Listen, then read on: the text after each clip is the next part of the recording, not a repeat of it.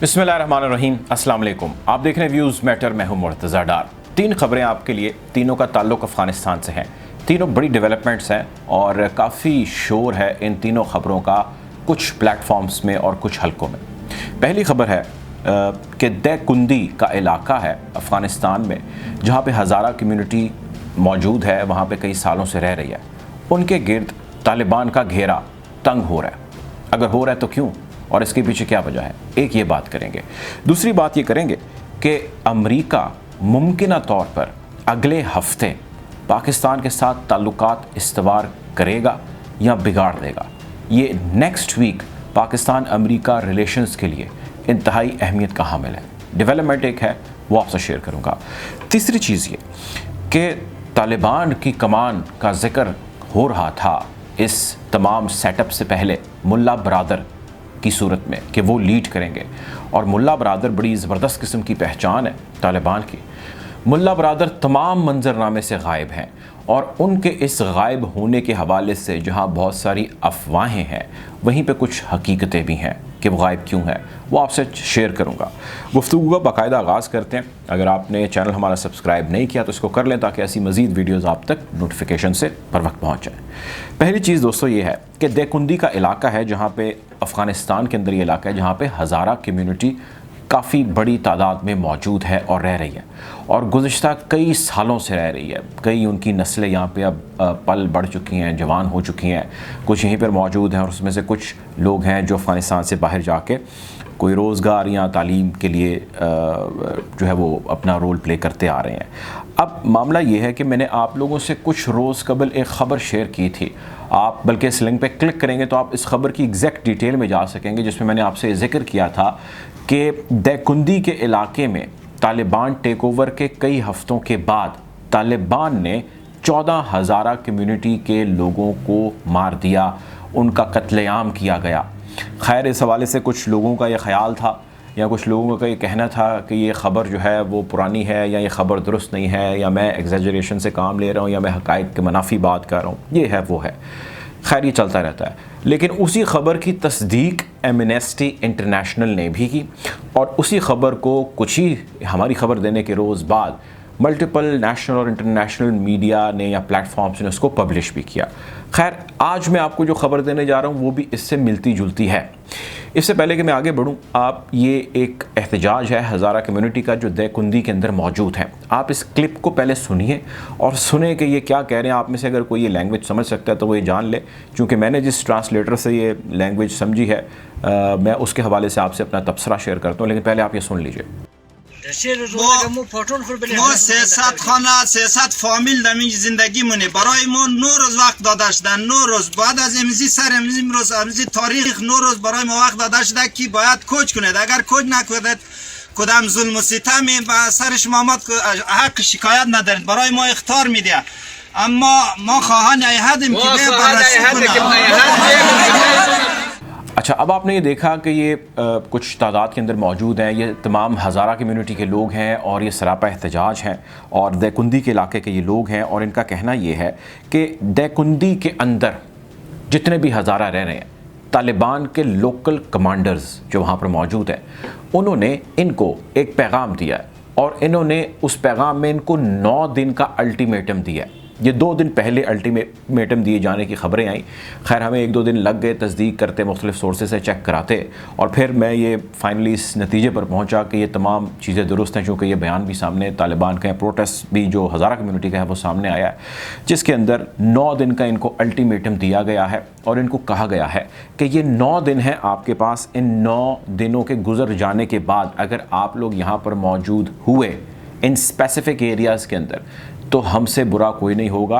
हमारे हथियार, हमारी बंदूकें नहीं रुकेंगी, और आप अपने नुकसान के ख़ुद ज़िम्मेदार होंगे।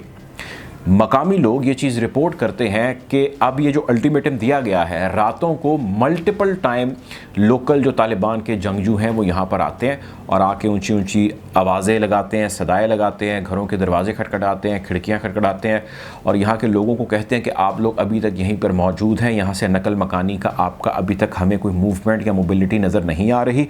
अगर आप इस पर कारबंद ना रहे तो हमसे बुरा कोई नहीं होगा, हमें बाद में ना कहिएगा, हमने आपको 9 दिन का अल्टीमेटम दिया, जिसमें से खैर खैर 2 अब गुजर चुके हैं और 7 दिन बाकी रह गए हैं। ये जो एहतजाज कर रहे हैं ना लोग, जिसकी मैंने आपको वीडियो दिखाई है, ये डिमांड कर रहे हैं, ये कह रहे हैं कि भाई कोई हमारी सदा सुने, कोई हमारी बात सुने। ये जुल्म है, ये जबर है, ये बर्बरियत है। हम यहाँ पे कई सालों से, कई नस्लों से आबाद हैं, रह रहे हैं। हमें तालिबान यहाँ से निकालना चाहते हैं और निकाल के यहाँ पे पश्तून जो हैं उनको यहाँ पे स्टैब्लिश करना चाहते हैं। वो चाहते हैं कि उनकी यहाँ पर सेटलमेंट हो। ये क्यों किया जा रहा है, इसके पीछे क्या वजह है, इन मुहर्रिकात को तलाश किया जाए। हमें बहरहाल हमारे घरों से मत निकाला जाए। ये ग्राउंड पर मौजूद रियलिटीज़ हैं जो मैं आपसे शेयर कर रहा हूँ। अब अगर किसी के पास इसके बरक्स कोई रियलिटी है तो वो ले आए, ताकि मेरे इल्म में भी इजाफा हो जाए और मैं अपनी इस्लाह कर लूँ। लेकिन अगर वो रियलिटी नहीं है और सिर्फ रेट्रिक है, या मफरूज़ों की बुनियाद पर, या मोहब्बत की बिना पर, या नफ़रत की बिना पर किसी ने कोई इजहार राय कर रहे हैं अपना, तो बड़े शौक से करें। America is back. Diplomacy is back at the center of our foreign policy. दूसरी चीज़ ये है, उसका ताल्लुक़ है अमेरिका से। अफ़गानिस्तान के अंदर पाकिस्तान की इंटरफेरेंस को लेके वेस्ट बहुत ज़्यादा एक्टिव है और उसका मीडिया, सोशल मीडिया, उसके मुख्तलिफ पॉलिटिशियंस, कंसर्न अथॉरिटीज़ मल्टीपल जगहों पे स्टेटमेंट्स, बयानात दे रहे हैं। एक ओवरऑल हाइप क्रिएट कर रहे हैं कि जी पाकिस्तान के बहुत सारे इंटरेस्ट हैं जो अफ़गानिस्तान के अंदर, और पाकिस्तान उसके अंदर बहुत बारीक बीनी से रोल प्ले कर रहा है। कभी किसी एक सेक्शन में करता है, कहीं दूसरा सेक्शन में करता है। जिन सेक्शन से वो मुराद लेता है उसके अंदर इंटेलिजेंस है, उसके अंदर गवर्नमेंट मेकिंग है, उसके अंदर लोगों की हालत ज़ार है, उसके अंदर कोवर्ट ऑपरेशंस है, उसके अंदर वेस्टर्न पावर्स को, दाइश खुरासान को और तालिबान के मुख्तलिफ धड़ों को, या मुख्तलिफ वहाँ पर जो फ्यूडल्स हैं उसके अंदर हर किस्म की इंटरफेरेंस है। इसका सारा जिक्र करता है वेस्ट या वेस्टर्न मीडिया। अब पाकिस्तान यकीनी तौर पे बहुत सारी चीज़ें, बल्कि शायद ज़्यादातर चीज़ें करता है अपने इंटरेस्ट के लिए, उसी तरह जिस तरह हर मुल्क को करना चाहिए। और यकीनी तौर पे पाकिस्तान पहले सामने रखता है, अफजल रखता है अपने इंटरेस्ट को, और उसके बाद वो सेकेंडरी तौर पे देखता है कि ऐसी क्या मैं सिचुएशन करूँ या ऐसी क्या मामलात को मैं खुश उसलूबी से निभाऊँ कि अफ़गानियों के लिए भी जो है वो मामलात बेहतर हों। पाकिस्तान का इसमें ऑब्जेक्टिव और है, वेस्ट का इसमें ऑब्जेक्टिव और है, अफ़गानियों का इसके अंदर ऑब्जेक्टिव और है, तालिबान का इसके अंदर ऑब्जेक्टिव और है। लेकिन एक चीज़ क्लियर है, वो चीज़ ये क्लियर है कि जब से नई गवर्नमेंट बाइडन की आई है और जब से नई यहाँ पे सेटअप चल रहा है इमरान खान साहब का, दोनों के दरमियान इस वक्त शगाफ है, और वो मल्टीपल रीजंस की वजह से है। और मैं थोड़ी सी उसकी डिटेल आपसे शेयर करता हूँ। कांग्रेस ने, अमेरिकी कांग्रेस ने तलब किया है सेक्रेटरी ऑफ द स्टेट, और उसके ऊपर हियरिंग हुई है, और उन्होंने अफ़गानिस्तान वाले मामले में बुलाया। उन्होंने पूछा, भाई ये अफ़गानिस्तान में जो आपने हरकतें की हैं ये क्या हुआ है, हम इसके ऊपर जवाब दें और हमें तसल्ली बख्श जवाब दें, हम आपसे सवाल करेंगे। क्रॉस क्वेश्चनिंग होती है। उनमें पाकिस्तान का जिक्र किया कांग्रेसमैन ने, और उन्होंने कहा कि भाई आपने पाकिस्तान को इसमें कितना अपने साथ शामिल रखा, कितना ऑन बोर्ड रखा, और पाकिस्तान को लेकर आपकी पॉलिसी क्या है, पहले हमें ये बताएं। आपके तो सदर ने अभी तक बात ही नहीं की वहाँ के प्राइम मिनिस्टर से, और आप कहते हैं कि ये हमारा बड़ा एलाई है और ये है और वो है। जिसके ऊपर सेक्रेटरी ऑफ द स्टेट ने कहा कि बात यह है कि पाकिस्तान बड़ा अहम मुल्क है, इससे कोई डिनाइल नहीं है, लेकिन पाकिस्तान अपने इंटरेस्ट को देखता है, इसमें कोई बुरी बात नहीं है। लेकिन उस इंटरेस्ट में कुछ चीज़ें हैं जो हमारे इंटरेस्ट से क्लैश करती हैं, जिसकी उसने 1-2 मिसालें दी, जिसमें उन्होंने जिक्र किया कि पाकिस्तान हार्बर करता है अपने पास दहशतगर्दों को और कुछ जंगजू तालिबान को जो हमारे वांटेड लिस्ट के अंदर हैं। यानी आम लफ्ज़ों में उसने ये कहा कि पाकिस्तान दहशतगर्दी का और दहशतगर्दों का एक हार्बर कैंप है या उनका ठिकाना है। पाकिस्तान से अगले हफ्ते हम बहुत क्लियर बात करने जा रहे हैं कि वो क्या चाहता है, और नाक़दीन का ये ख़याल है, ये मेरी भी एक बेसिक अंडरस्टैंडिंग है कि नेक्स्ट वीक काफ़ी हद तक डिसाइसिव होगा पाकिस्तान की और अमेरिका की पॉलिसी को लेकर कि किस सिमत में मुमकिना तौर पर चीज़ें बढ़ने जा रही हैं। अगली चीज़ ये है कि जो हार्बर करने का जिक्र किया उसके अंदर एक बड़ा नाम, मल्टीपल वो नाम लेते हैं, लेकिन एक बड़ा नाम लेते हैं, वो लेते हैं मुल्ला बरादर का, मुल्ला अब्दुल गनी बरादर। इनके हवाले से भी खैर हमारी वीडियो मौजूद है, इस लिंक पे क्लिक करेंगे तो आप इसकी भी डिटेल में जा सकते हैं कि मुल्ला अब्दुल गनी बरादर हैं कौन और उनका सारा यहाँ तक पहुँचने का टेन्योर रहा कैसे।